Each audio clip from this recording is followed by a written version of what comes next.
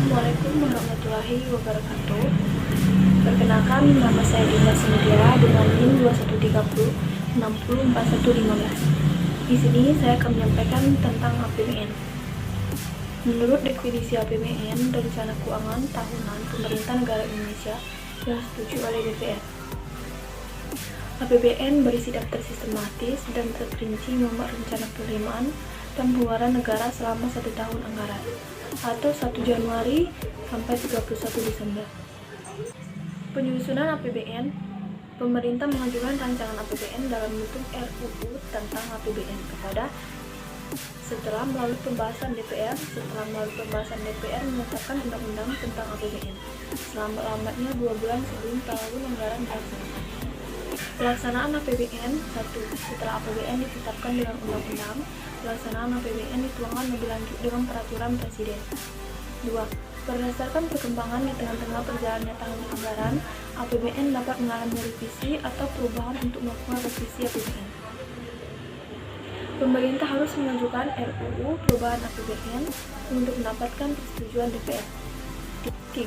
Dalam keadaan darurat, misalnya terjadi bencana alam, pemerintah dapat melakukan pengeluaran yang belum tersedia anggarannya. Pertanggungjawaban pelaksanaan APBN. Selambat-lambatnya 6 bulan setelah tahun anggaran berakhir, Presiden menyampaikan RUU tentang pertanggungjawaban pelaksanaan APBN kepada DPR berupa laporan keuangan yang telah diperiksa oleh BPK. Struktur APBN. 1. Pendapatan negara dan hibah.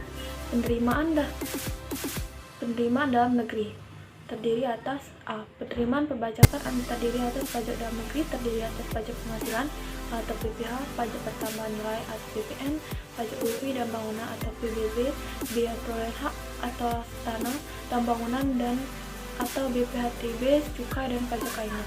B. Penerimaan negara bukan pajak atau PNBP. Penerimaan SDA migas dan non-migas, bagian laba BPN dan PNBP lainnya. Hibah.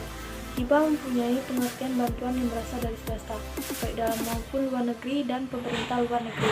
2. Belanja negara. Belanja terdiri atas 1. Belanja pemerintah daerah adalah belanja yang digunakan untuk membiayai pembangunan pemerintah pusat, baik yang dilaksanakan di pusat maupun di daerah, atau dekonsentrasi, dan tugas pembangunan belanja pemerintah pusat dapat dikelompokkan menjadi belanja pegawai, belanja barang, belanja modal pembiayaan hutang subsidi, BBM dan subsidi non-BBM, belanja hibah dan belanja sosial. 2.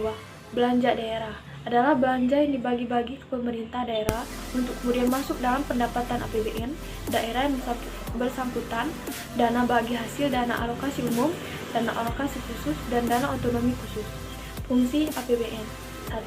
Fungsi alokasi berarti bahwa anggaran negara harus diarahkan untuk mengurangi pengangguran dan pemborosan sumber daya serta meningkatkan efisiensi dan efektivitas perekonomian. 2. Fungsi distribusi berarti bahwa kebijakan anggaran negara harus memperhatikan rata keadilan dan kepatutan. 3.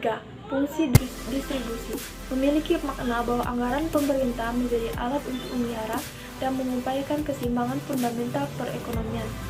Prinsip penyusunan APBN berdasarkan aspek pendapatan.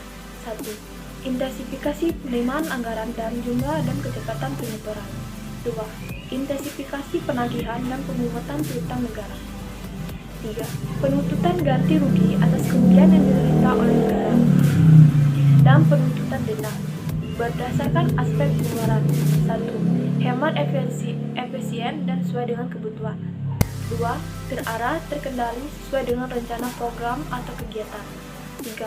Semaksimal mungkin menggunakan hasil produksi dalam negeri dengan memperhatikan kemampuan dan potensi nasional. Azas penyusunan APBN. 1. Kemandirian, yaitu meningkatkan sumber penerimaan dalam negeri. 2. Penghematan atau peningkatan efisiensi dan produktivitas. 3. Penajaman prioritas pembangunan. 4. Menitikberatkan pada azas-azas dan undang-undang negara. Demikian yang dapat saya sampaikan, lebih dan kurang saya mohon maaf, kepada Allah saya minta ampun. Sekian, terima kasih. Wassalamualaikum warahmatullahi wabarakatuh.